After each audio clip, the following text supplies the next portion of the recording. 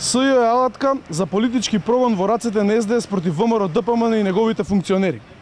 СЈО работи по диктат на власта и сите нивни случаи и обвиненија се правно неиздржани, конструирани и без никакви докази. Таргет и тврдина се едни од случаите преку кои СЈО имаше за цел целосно да ја изврти вистината и да ги манипулира граѓаните. СЈО преку овие политички монтирани случаи сакаше да представи пред јавноста дека ВМРО ДПМН од позиција на власт сама себе се присушкувала, што е крајно апсурдно и неточно тврдење. СЈО во текот на пресконференциите на кои ги презентираше нарачаните обвиненија од СДС, всушност го повторуваше наративот на Зоран Заев од партиските пресконференции, со што на сите граѓани им стана јасна спрегата СДС-СЈО.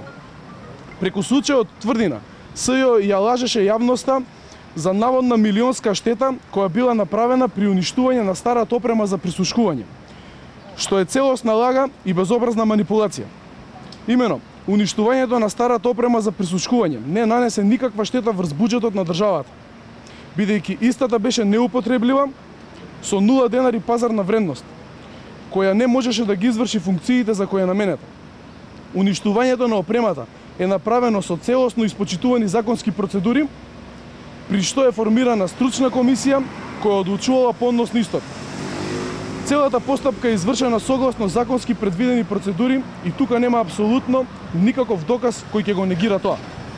СЈО наместо да ја извршуваше задачата за која беа платени, тие ги извршуваа нарачаните хајки против ВМРО ДПМН од страна на Зоран Заев. Тоа најдобро се гледа по првата одлука на СЈО со која Катица Јанева ги ослободи обвинетите во случајот пуч, а потоа се повлечи обвинението. Иако Звонко Костовски ја призна вината и се спогоди околу висината на казната.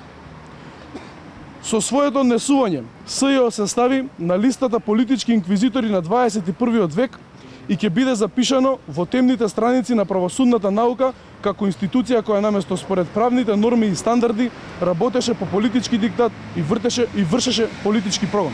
Благодарам.